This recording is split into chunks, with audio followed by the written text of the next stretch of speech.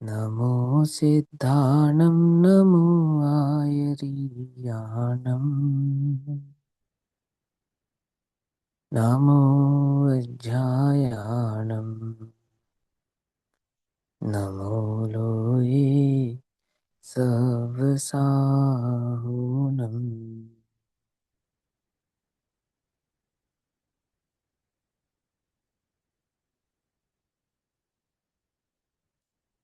मंगलमय मंगले करण वीतराग विज्ञान नमो ताहि जाते भये अरहंतादिमहा करिमंगल करहूँ महा ग्रंथि करनी पुकार जाते मिले समाज सब पावे निज पद राज इस भवतरु का मूलेक जानहु मिथ्या भाव ताको करि निर्मूल अब करहु मोक्ष उपाय।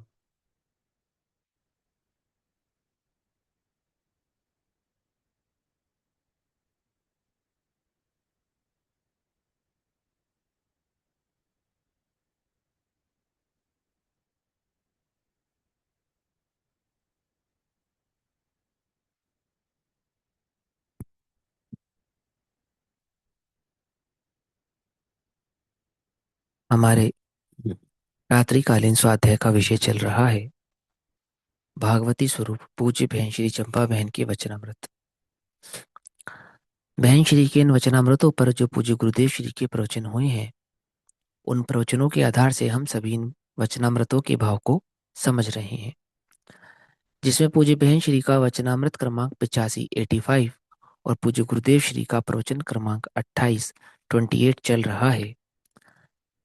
पृष्ठ क्रमांक 238 नंबर का पृष्ठ है, जिसमें मुमुक्षु एक प्रश्न पूछते हैं कि भले ही निमित्त से ना हो, क्या जगत में मेरा कार्य, कोई कार्य अपित अपा सम्यक दर्शन आदि रूप कार्य है ना, भले ही निमित्त से ना हो, परंतु निमित्त के बिना भी तो नहीं होता।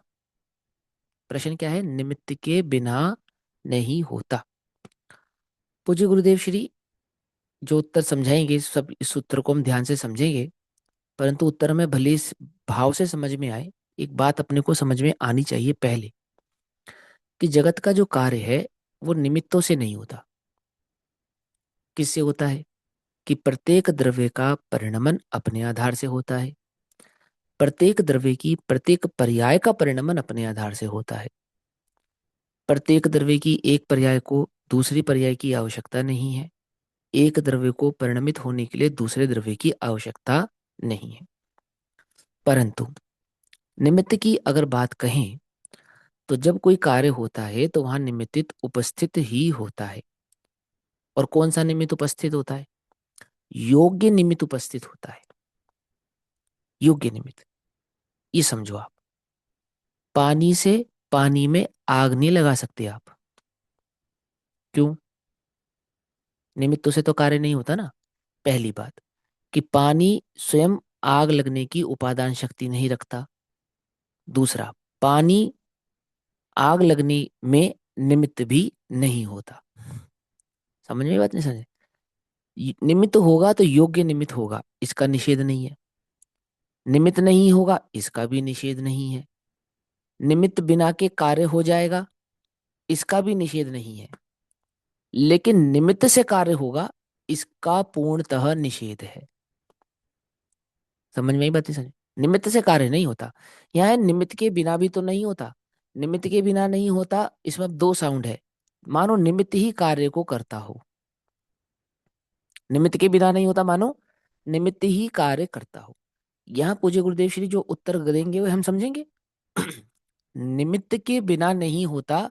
दो साउंड है, एक कार्य होगा तो योग्य निमित्त होगा ही होगा। एक बात, कार्य होगा तो निमित्त के बिना नहीं होगा, अर्थात योग्य निमित्त की उपस्थिति होगी, परंतु निमित्त के कारण कार्य होता हो, निमित्त से कार्य होता हो, और निमित्त उपस्थित नहीं हो, निमित्त के कारण ही कार्य का परिणमन हो रहा हो, उसका पूर्णतः निषेध करना है। क्यों करना है, वो दोनों बातों को अपने को समझना पड़ेगा। जैसे कोई कहे कि निमित्त के बिना कार्य नहीं होता, तो कुदेव कुगुरु कुशास्त्र को मानने वाले के सम्यक दर्शन हो जाएगा? नहीं होगा, सीधी सी बात है। तो सुदेव सुगुरु सुशास्त्र को मानने वाले के हो जाएगा?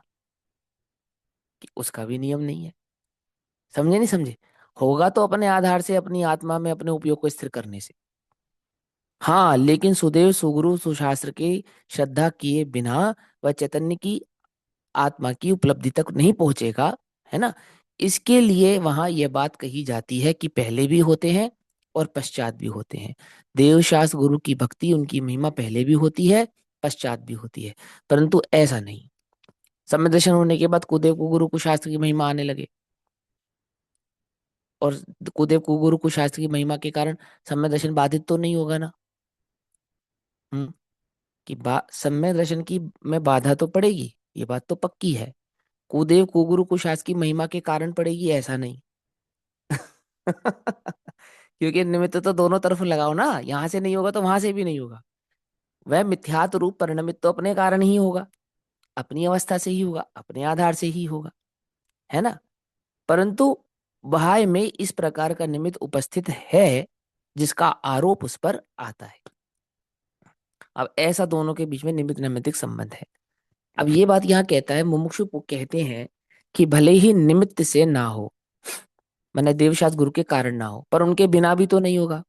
तो यहाँ बिना नहीं होगा कहने पर जब गुरुदेव निषेध कर रहे हैं, तो सिर्फ इस आधार का निषेध कर रहे हैं कि तुम उनके होने से कार्य के होने को मानते हो, और हम ये कहते हैं कि निमित्त के होने से कार्य होता हो, ऐसा नहीं। अपितु कार्य अपनी योग्यता से होता है, परंतु सुयोग्य निमित्त वहां उपस्थित होता है। निमित्त की उपस्थिति और निमित्त का कारण कार्यत्व बना, इन दोनों के बीच के अंतर को बतलाने के लिए यहाँ पूज्य गुरुदेव श्री आपको कहते हैं, क्या उत्तर देते हैं? निमित्त के बिना ही होता है। क्या कहा? सम्यक दर्शन होता है? बोले हाँ होता है, निमित्त के बिना ही होता है, ऐसा कह रहे। अब आगे सुनो। परंतु निमित्त से जो पृथक अपने में अपने से धर्म के जो परिणाम होते हैं, अपने में होते हैं और अपने से होते हैं। धर्म के परिणाम किस में होते हैं? कि मुझ में होते हैं। उसमें आधार कौन होता है? कि मैं ही आधार होता हूं, अर्थात आत्मा के आधार से आत्मा में शुद्धोपयोग की पर्याय होती है, उसको धर्म का परिणाम कहते हैं। ठीक है ना। धर्म का परिणाम यानी शुद्धोपयोग की पर्याय होते हैं।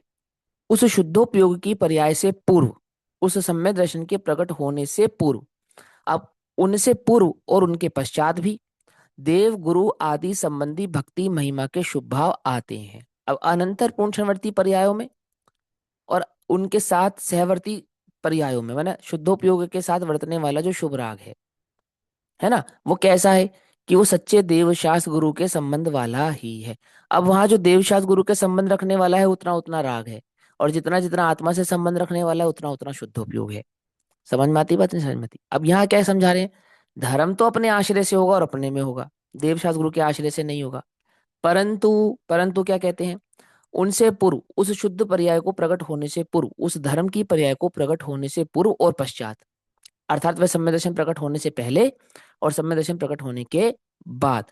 सम्यक दर्शन देवशास्त्र गुरु के आधार से नहीं, अपनी आत्मा के आधार से हुआ है, लेकिन उस सम्यक दर्शन को प्रकट होने से पहले और उस सम्यक दर्शन के प्रकट होने के बाद, दोनों बार। तो कहते हैं पूर्व और उसके पश्चात भी देव गुरु और आदि संबंधी भक्ति महिमा के शुभ भाव आते हैं। इतना बतलाने के लिए उसे आरोप से साधन कहा है, इतना बतलाने के लिए कि वो देवशास्त्र गुरु की भक्ति के परिणाम पहले होते हैं और पश्चात होते हैं, और वही परिणाम होते हैं, दूसरे परिणाम नहीं होते, ये बतलाने के लिए आरोप से ऐसा कहा जाता है। क्या कहा जाता है? हम्म। कि देवशास्त्र गुरु के निमित्त से सम्यक दर्शन आदि की प्राप्ति होती है, ऐसा कहा जाता है। ये वाला, ये कौन सा निमित्त है? योग्य निमित्त। बात समझ रहे हो? कौन कैसा निमित्त है? ये फिक्स निमित्त है, फिक्स निमित्त, फिक्स निमित्त। फिक्स समझ गए? भाई कार्य होने के बाद आरोप आता है, तो सम्यक दर्शन का आरोप कभी कुदेव कुगुरु कुशास्त्र पे आएगा? बोलो। क्या दिक्कत है, आ जाएगा ना, निमित्त से तो कार्य होता नहीं है, आ जाने दो।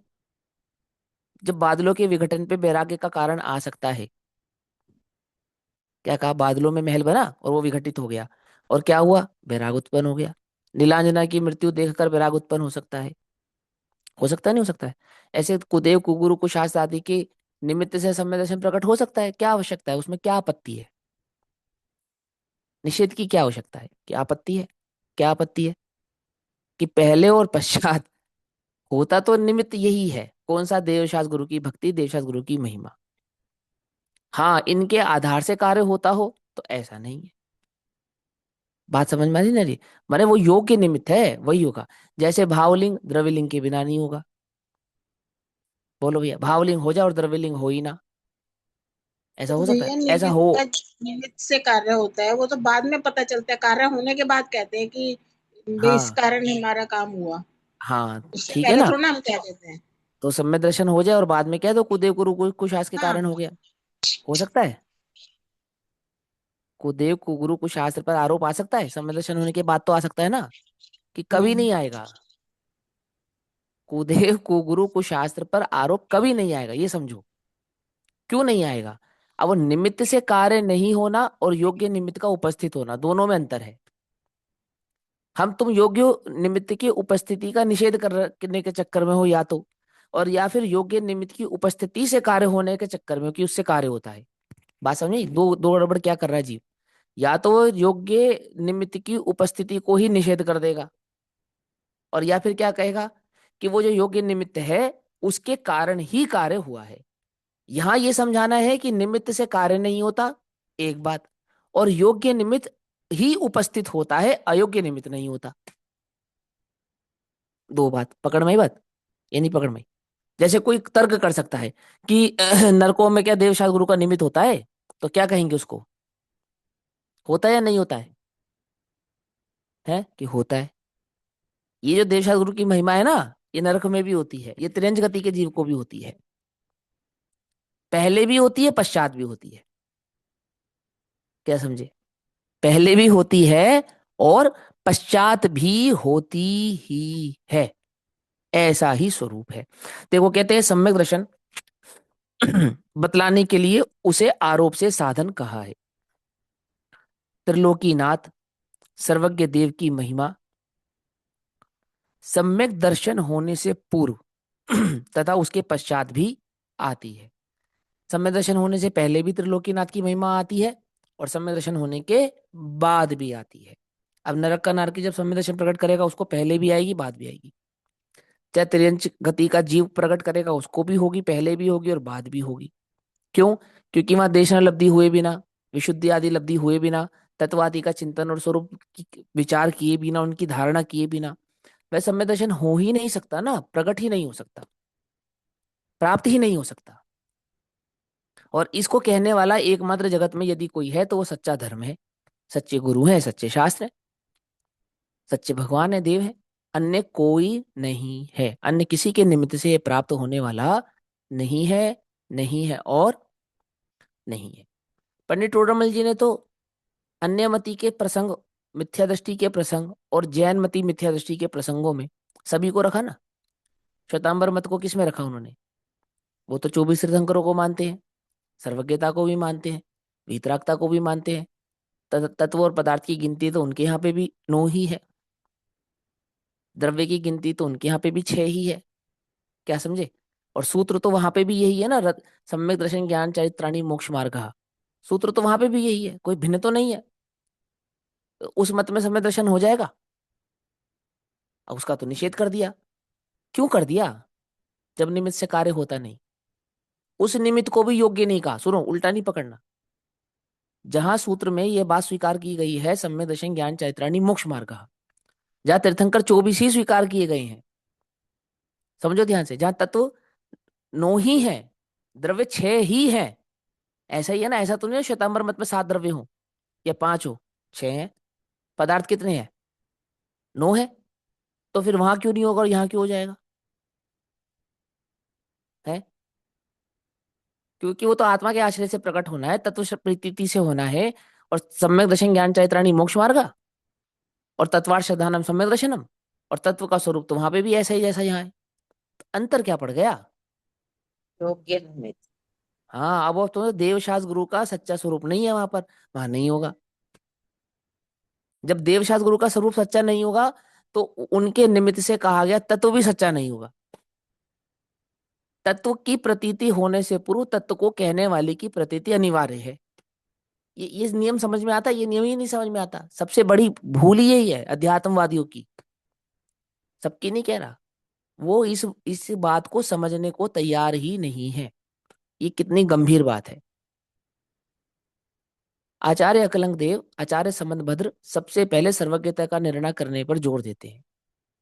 सबसे पहले वो कहते सर्वज्ञता का स्वरूप पहले समझो। बोले आत्मा का समझेंगे ना? बोले नहीं समझ में आएगा। आत्मा का स्वरूप पहले समझ में नहीं आएगा। पहले आपको सर्वज्ञता का स्वरूप स्वीकार करना पड़ेगा, तभी आत्मा का स्वरूप आपके समझ में आ सकता है।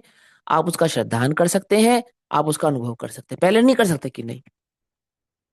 नहीं कर सकते आप। ये बात समझ में आती आती नहीं है।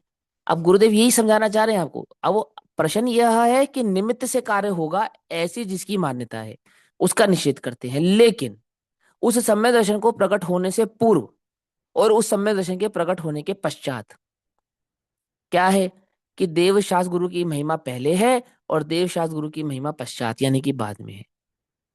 और देव शास्त्र गुरु का स्वरूप ही विपरीत हो जावे तो वो बीच का काल आएगा नहीं आएगा सम्यक दर्शन का? क्योंकि आगे और पीछे तो निमित्त है, और निमित्त से कार्य होने का निषेध है। समझना? देव शास्त्र गुरु की महिमा निमित्त है, और निमित्त से कार्य तो लिख दिया ना, निमित्त के बिना ही होता है। ये लिखा है ना स्पष्टी, तो कहा पूज्य गुरुदेव ने। तो पूर्व और पश्चात अगर स्वरूप हम विपरीत कर दें तो वो बीच का जो काल है सम्यक दर्शन का, वो प्रकट होगा या नहीं होगा? क्यों नहीं होगा? निमित्त से तो कार्य होता ही नहीं। कि हाँ, कार्य निमित्त से नहीं होगा, ये बात बिल्कुल पक्की है। परंतु पूर्व और पश्चात जो निमित्त होगा वो यही होगा, अन्य नहीं होगा। अन्य नहीं होगा कि ये तुम्हारी जबरदस्ती की सीना जोरी है। अरे भैया, ये वस्तु का स्वरूप है, ये सीना जोरी नहीं है। समझ में आई बात? नहीं समझ में आई?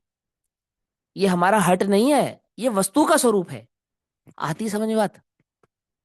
ऐसा है, ये नियम ऐसा है। यहाँ क्या कहते हैं, इतना बतलाने के लिए उसे आरोप से साधन कहा है। और उसी पर आरोप क्यों लगाया? आरोपित साधन उसी को क्यों बनाया? क्योंकि अन्य होता ही नहीं है। अन्य साधन होता ही नहीं। और बताओ, और लोक में किसको साधन बनाने वाले हो आप? अन्य साधन नहीं होता है। कि नहीं नहीं, हमने सुना है नरक के डंडा पड़ने से समय दर्शन हो जाता है? तो नरक जैसा डंडा लाओ, तुम्हें हम यहाँ मारे। है? नहीं होता है, डंडा पड़ने से नहीं होता है। समझो, डंडा पड़ने से नहीं होता, तो किससे होता है? कि अंतर में जो वस्तु स्वरूप जाना है ना, उसके आश्रय से होता है। उसके आश्रय के बिना कहीं नहीं होता है। डंडा पड़ने से सम्य दर्शन होता तो सारे नार की सम्य दृष्टि होते, साथ में न रख के, खासकर क्योंकि दुख बढ़ता चला जाता है ना, तो साथ में न रख के सारे सम्य दृष्टि होते, नियम से ही होते। ऐसा नहीं है, डंडा पड़ने से नहीं होता है। लेकिन जब उपचार में कथन कहा जाता है तो डंडा पड़ने को भी सम्य दर्शन का कारण कह दिया जाता है। कह दिया जाता, नहीं कह दिया जाता। लेकिन वो डंडा पड़ने वाला उपचार कैसा है? कि वो तो नरक के दुखों का वर्णन करने वाला उपचार है बस। वास्त असली उपचार कौन है? असली उपचरित भाव तो ये देवशास गुरु की महिमा है, जो पहले भी है और बाद भी है। नियम है ये, जो जानती अरहंतम दब्बत गुणत पज्जेते। सीधे द्रव्य गुण पर्याय कहो ना, अरहंत को बीच में क्यों लेकर आ रहे हो?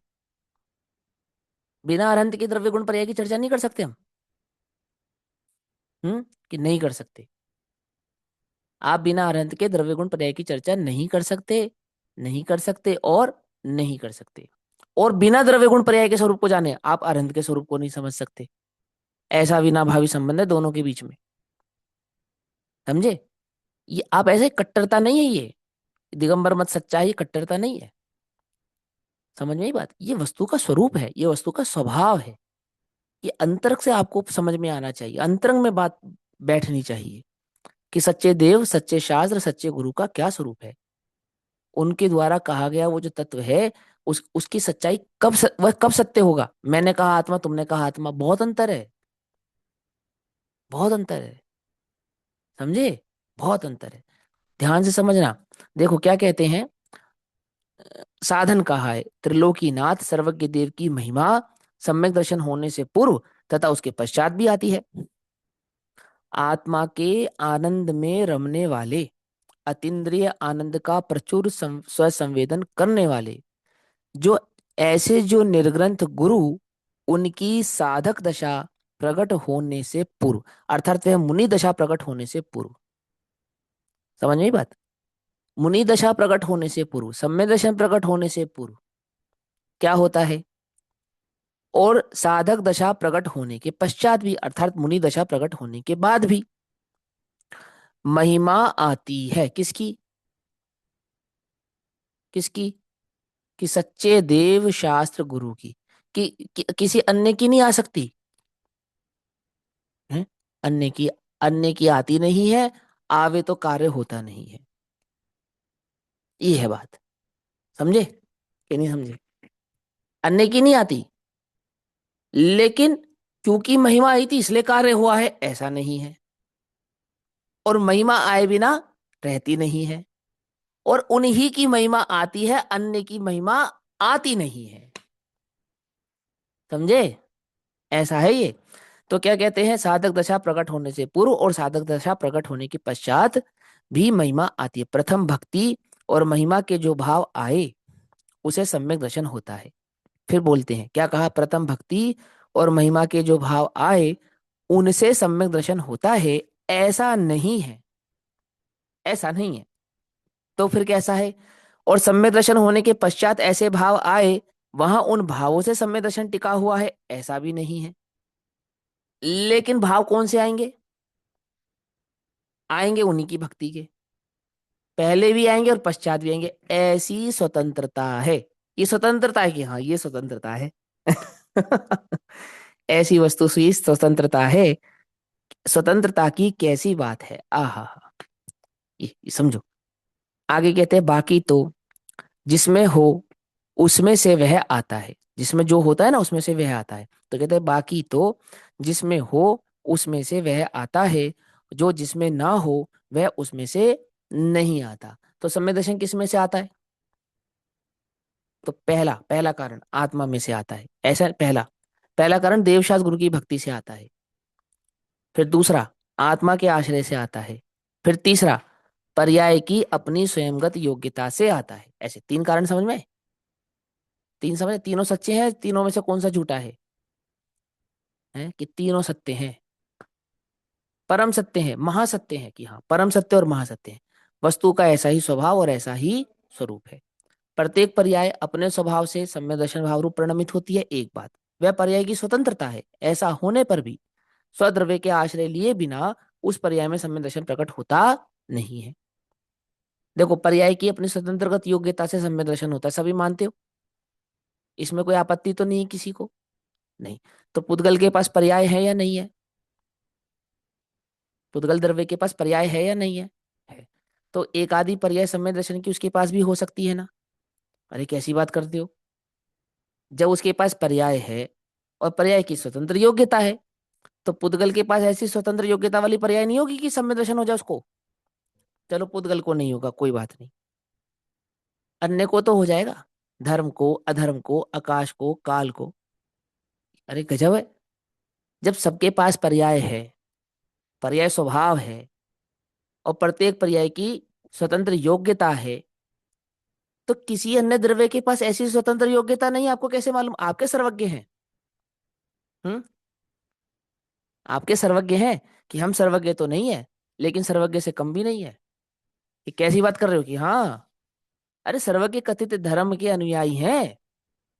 क्या हमने वस्तु के स्वरूप को, सर्वज्ञ कथित वस्तु के स्वरूप को जाना है, इसलिए वस्तु के स्वभाव और स्वरूप को जानने वाले हम उस सर्वज्ञता की कसम खाकर कह सकते हैं क्या, पुद्गल को सम्यक दर्शन नहीं होगा? क्या कहा, कुछ समझ में आई बात? सम्यक दर्शन की पर्याय तो श्रद्धा गुण में ही आएगी ना। श्रद्धा नामक गुण नहीं है उसके पास। वो तो जीव मेरे पास है, वो तो मेरे पास है। गुणों के परिणमन का नाम पर्याय है। तो पर्याय प्रकट होने से पूर्व गुण चाहिए, तो पर्याय गुण के अधीन हो गई नहीं हो गई? बोलो। अभी तो पर्याय स्वतंत्र थी, और अब गुण के अधीन हो गई, कि गुण के आधार से परिणमित होती हुई भी स्वतंत्र है। और गुण किसके अधीन है? गुण द्रव्य के अधीन है, मालूम? द्रव्य से भिन्न गुण नहीं होता, और गुण से भिन्न द्रव्य नहीं होता। अब समझो ध्यान से, है ना, द्रव्य गुण पर्याय, ये तीन कहे जाते हैं, तीन नहीं, एक ही है। अहम एक कहो, एक ही है, एक ही है। द्रव्य से अलग गुण नहीं होता, गुण से अलग पर्याय नहीं होती, पर्याय से अलग द्रव्य नहीं होता। ऐसा होने पर भी द्रव्य के तीन स्वभाव है: द्रव्य स्वभाव, गुण स्वभाव और पर्याय स्वभाव। और प्रत्येक पर्याय अपने आधार से परिणमित होती है, अपनी स्वतंत्र योग्यता से परिणमित होती है, परंतु प्रत्येक पर्याय का आधार गुण है, और प्रत्येक गुण का आधार द्रव्य है। समझ में आई बात? तो वो जो पर्याय प्रकट होगी सम्य दर्शन की पर्याय, वो स्वतंत्र योग्यता से प्रकट होती है, परंतु द्रव्य के आश्रय के बिना नहीं होती, स्वद्रव्य के आश्रय लिए बिना नहीं होती। एक बात हो गई क्लियर। अब दूसरी बात, कि स्वद्रव्य का आश्रय किसको होता है? जिसे द्रव्य स्वभाव की खबर होती है। और द्रव्य स्वभाव की खबर किसे होती है? कि जैसे देवशास्त्र गुरु का आश्रय होता है। जिसे देवशास्त्र गुरु का आश्रय नहीं होता, उसे द्रव्य स्वभाव की खबर नहीं होती। और जिसे द्रव्य स्वभाव की खबर नहीं होती, उसे सम्य दर्शन की पर्याय प्रकट नहीं होती। पकड़ में ही बात, है ना? बाकी तो जिसमें हो उसमें से वह आता है, और जिसमें जो ना हो उसमें से वह नहीं आता। सुनो, ऐसा कहकर फिर क्या कहते हैं? कि व्यवहार साधने में कहीं आत्मा नहीं है। आत्मा कहाँ से प्राप्त नहीं होगा? बाह्य क्रिया कांडों से, शुभोपयोग से, शुभ भावों के परिणामों में मगनता से। तो आत्मा प्राप्त होने वाला नहीं है। व्यवहार के भाव, भक्ति, महिमा तथा स्वाध्याय आदि के शुभ भाव साधक जीव को पहले और बाद में भी आते हैं, है ना? क्या कहा? तत्व का चिंतन पहले भी होता है, बाद में भी होता है। तत्व को कहने वाले देवशास्त्र गुरु की भक्ति और महिमा पहले भी होती है, और बाद में भी होती है। लेकिन वो देवशास्त्र गुरु की भक्ति नामक जो शुभ भाव है, उसमें से कोई सम्य दर्शन आता हो, शुद्ध पर्याय प्रकट होती हो, ऐसा नहीं। शुभ भाव के कारण शुद्ध पर्याय प्रकट नहीं होती। यदि शुभ भाव के कारण शुद्ध पर्याय प्रकट होगी, तो शुभ से पूर्व जो अशुभ भाव है, तो अशुभ के कारण शुभ के प्रकट होने का निमित्त मानना पड़ेगा, कारण मानना पड़ेगा। परंतु ऐसा तो होता नहीं है ना? तो क्या कहते हैं? शुभ भाव साधक जीव को पहले और बाद में भी आते हैं, इसलिए उन्हें आरोप से साधन कहा जाता है। बाकी तो जो जिसमें हो उसमें से वह आता है। सम्यक दर्शन, सम्यक ज्ञान और सम्यक चारित्र की शक्ति आत्मा में है, इसीलिए वे आत्मा से आते हैं, है ना? और जिनमें वह शक्ति नहीं है, उनमें से वह शक्ति नहीं आ सकती। तो दर्शन, ज्ञान, चारित्र नामक गुण अन्य द्रव्यों के पास नहीं है, इसलिए उनमें वह पर्याय प्रकट होगी ही नहीं। और मेरे पास है, इसलिए मुझसे प्रकट होगी। लेकिन कब? जब अपना आश्रय लूंगा तब। जब जीव जुदा पुद्गल जुदा, यह तत्व को सार, ये बात मेरे अंतरंग में बैठेगी, मुझे समझ में आएगी, है ना? तो भक्ति, महिमा आदि के शुभ राग में वह शक्ति नहीं है। क्या शक्ति नहीं है? कि उससे शुद्ध पर्याय प्रकट हो। वह तो अपने स्वतंत्र भाव से ही प्रकट होती है, इसलिए उसमें से सम्यक दर्शन नहीं आते। इसलिए क्या कहा? कि वो देव शास्त्र गुरु की भक्ति के कारण उत्पन्न होते हो, ऐसा नहीं है। हाँ, निमित्त है, निमित्त का निषेध नहीं किया, परंतु निमित्त से कार्य होने का निषेध किया है, ऐसा है ना? नहीं आते। आरोप से साधन कहा, इसलिए उनमें से आता है, ऐसा नहीं है। आता है, समझ में, है ना? बात समझ में आती है, नहीं समझ में आती है? हिंदी भाषा में 27 दिन से प्रवचन चल रहे हैं। अनेक लोग रिकॉर्डिंग करके ले जाते हैं। रिकॉर्डिंग करने से बाहर दूर दूर के लोग सुन सकेंगे। वैसे भी लोग अब विचारने लगे हैं। ये पूज्य गुरुदेव श्री ने वो वर्तमान स्थिति का विश्लेषण समझाया, उस समय जो घटनाक्रम है ना। अखंड द्रव्य के आश्रय से सब प्रकट होता है। अखंड द्रव्य के आश्रय से सब प्रकट होता है। हम्म। सब प्रकट होता है, अर्थात अनंत दर्शन, अनंत ज्ञान, अनंत सुख, अनंत वीर्य भाव प्रकट होता है। समस्त लोकालोक प्रकट होता है। समस्त लोकालोक ज्ञान में जानने में आता है ना, केवल ज्ञान, वो सब लोक प्रकट होता है। आत्मा सर्वगत होता है। क्या कहा? और समस्त लोक आत्मगत हो जाता है। कैसे हो जाता है? अखंड द्रव्य के आश्रय से सब प्रकट होता है। सम्यक दर्शन, सम्यक ज्ञान, सम्यक चारित्र एवं अतीन्द्रिय आनंद आदि सब इस अखंड द्रव्य के आश्रय से प्रकट होते हैं। जिसमें जो ना हो वह उसमें से, उससे तथा उसके आश्रय से प्रकट नहीं होता। यदि आत्मा में सम्यक दर्शन, सम्यक ज्ञान, सम्यक चारित्र की योग्यता ना हो तो आत्मा में से और आत्मा के आश्रय से आत्म भाव को वह प्रकट होने वाले भी नहीं होते। परंतु आत्मा को सम्यक दर्शन, सम्यक ज्ञान, सम्यक चारित्र की पर्याय प्रकट होती है। क्यों? क्योंकि आत्मा में सम्यक दर्शन, ज्ञान, चारित्र नामक गुण है, और उन गुणों की पर्यायों में ऐसी योग्यता है कि आत्मा का आश्रय लेने पर वह प्रकट होते ही होते हैं। राग से या राग के आश्रय से सम्यक दर्शन, ज्ञान, चारित्र नहीं होते। फिर कहते हैं राग से या राग के आश्रय से क्या प्रकट नहीं होते? सम्यक दर्शन, ज्ञान, चारित्र प्रकट नहीं होते। अभी सुनो, तुम, राग माने शुभ भाव है ना, यहाँ पे शुभ भाव समझना राग का मतलब। तुम शुभ भाव का आश्रय लेते हो या आत्मा का आश्रय लेते हो सम्यक दर्शन प्रकट करने के लिए? पूछो अपने आप से, विचार कर कर देखो कि तुम्हें लगता है कि मैं आत्म संबंधी विकल्प करता हूं ना, यहां से सम्यक दर्शन प्रकट होगा। होगा ही नहीं, विकल्प से नहीं होता, क्योंकि विकल्प शुभ राग है। अपितु जिस चैतन्य का तू विकल्प कर रहा है वह तू स्वयं है। समझो, अपना आश्रय लेना है, अपने विकल्प का आश्रय नहीं लेना है। ये गहराई से समझो। हम क्या करते हैं? हम आत्मा का आश्रय नहीं लेते, आत्म संबंधी विकल्प का आश्रय करते हैं, और आत्म संबंधी विकल्प के आश्रय से सम्यक दर्शन प्रकट करना चाहते हैं। ऐसा है या नहीं? अपने आप से पूछो आप। मैं शुद्ध हूँ, मैं बुद्ध हूँ, मैं एक हूँ, मैं ज्ञायक हूँ, मैं चैतन्य हूँ, मैं चिदानंद हूँ, मैं शुद्ध, शुद्धो हम बुद्धो हम बुद्धोसी, ये जो विकल्प का तुम आश्रय ले रहे हो, और तुम्हें लगता है आनंद आएगा। कैसे आएगा? शुभ भाव से आनंद आता नहीं है। सुनो, आत्मा के विकल्प से आत्म संबंधी आनंद नहीं आता।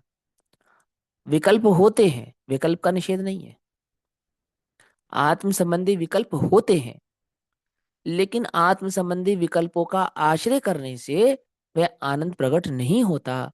अपितु उन विकल्पों से विभिन्न चैतन्य तत्व में हूं, ऐसे अपने अस्तित्व की ओर देखने से, अपनी सत्ता की ओर देखने से वह सम्यक दर्शन, वह आत्मानुभूति, वह आनंद का मार्ग प्रकट होता है।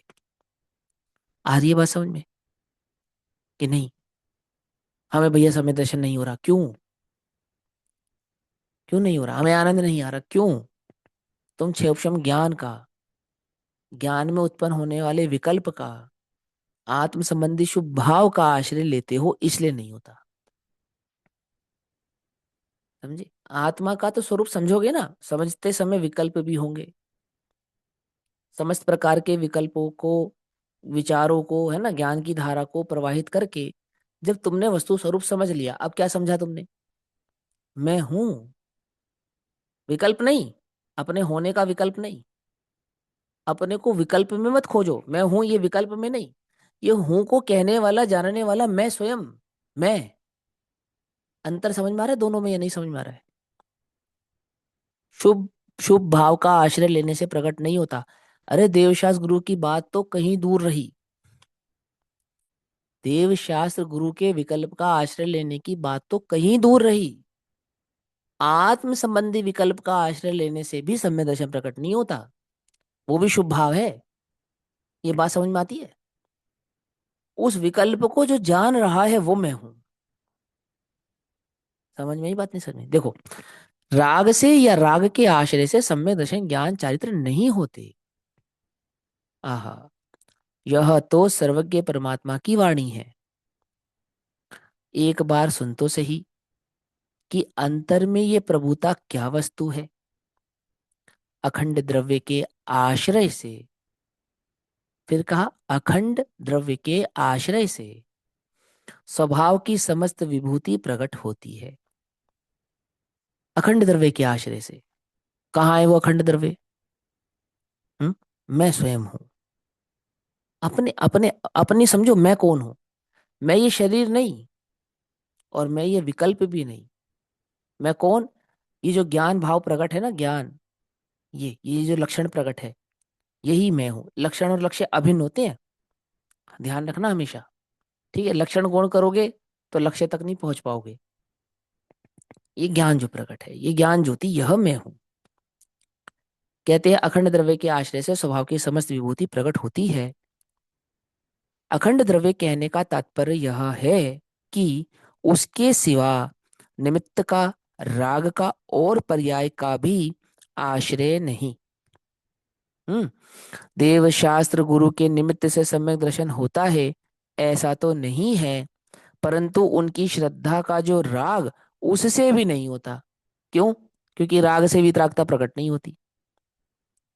एक अखंड चैतन्य आत्मा के आश्रय से ही प्रकट होता है, और आत्मा के आश्रय किए बिना प्रकट होता नहीं। अरे, उस राग को जानने वाली जो वर्तमान पर्याय है, उसके आश्रय से भी नहीं होता। देवशास्त्र गुरु को जानने वाली पर्याय अर्थात देवशास्त्र गुरु का विकल्प, उसको कहते हैं जानने वाली पर्याय। समझना ध्यान से, है ना।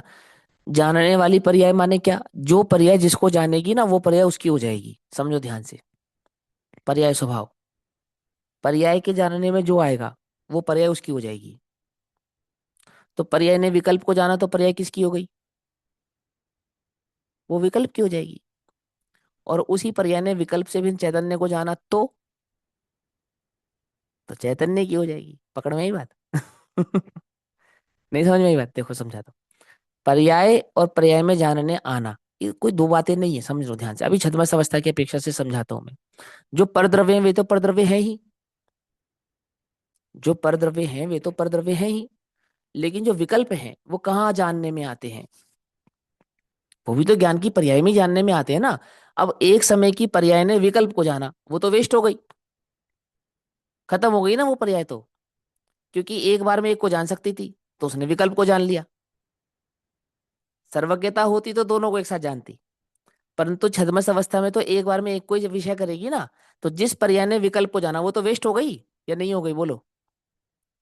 सार्थक तो वो पर्याय होगी जो स्वभाव को जानेगी, द्रव्य को जानेगी, अपने को जानेगी।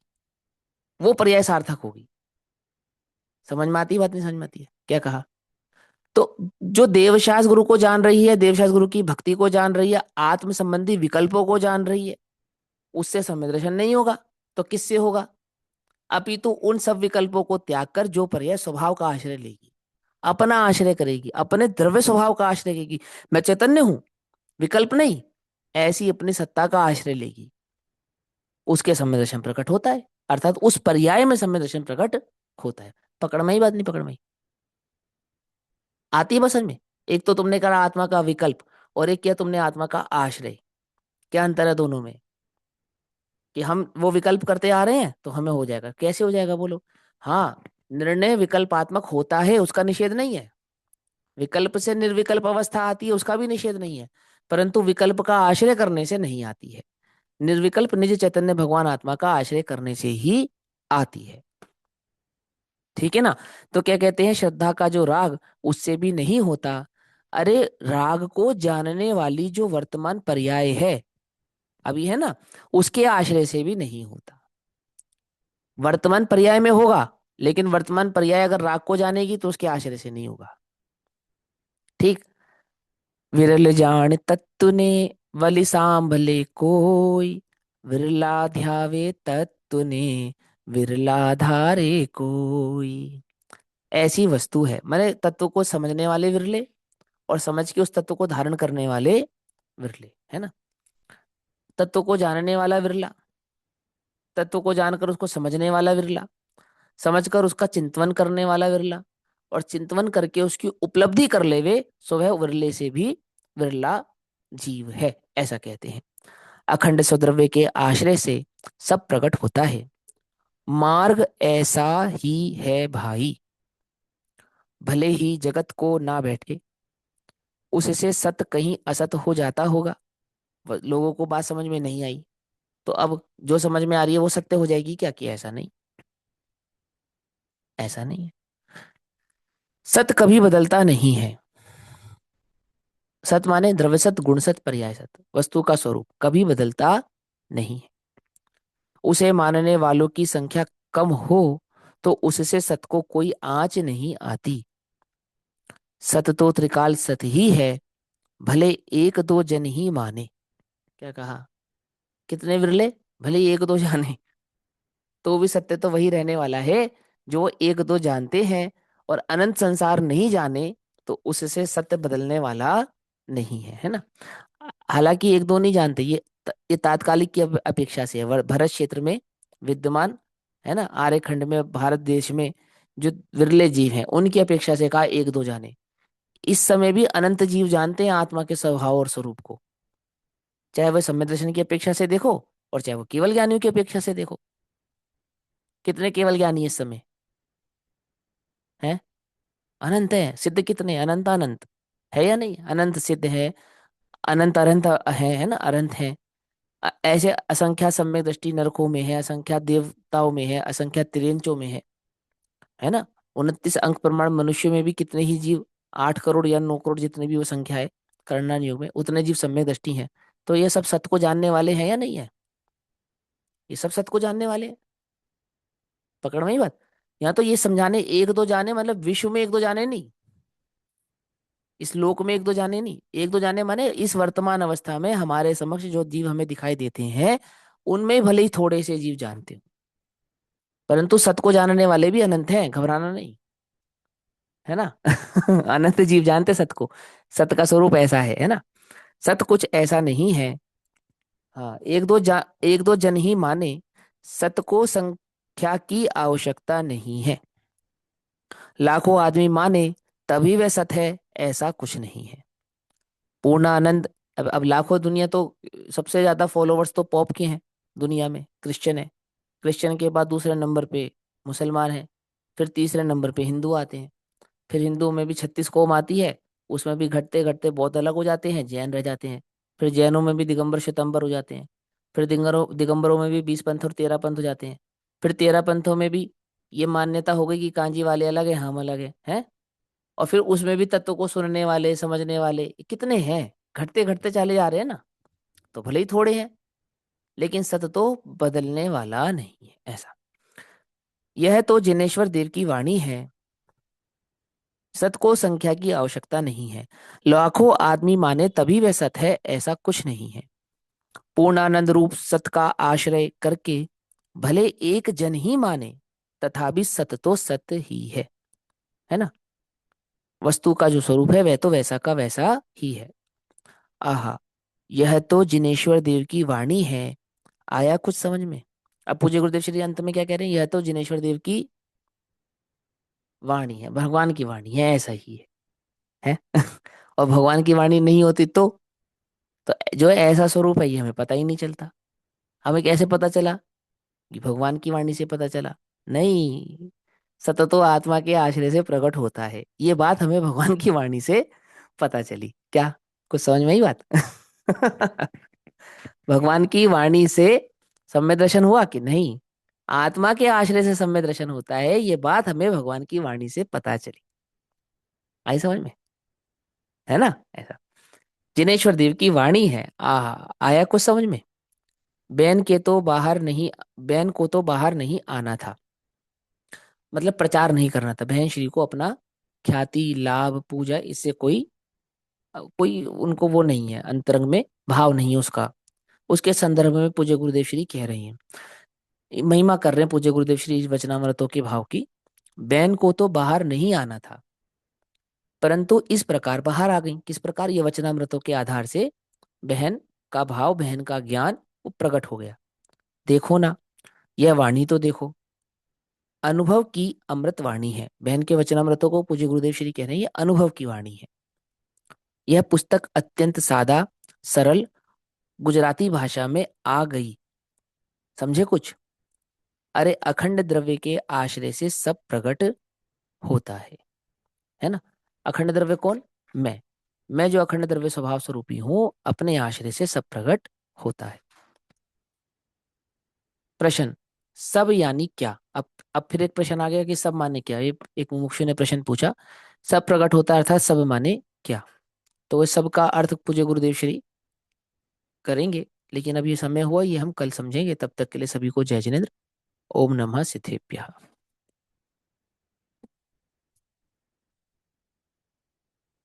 निज निधि निज में बताई, यह अनंत उपकार है, उसी के लिए जिनवाणी माँ को वंदना शत बार है।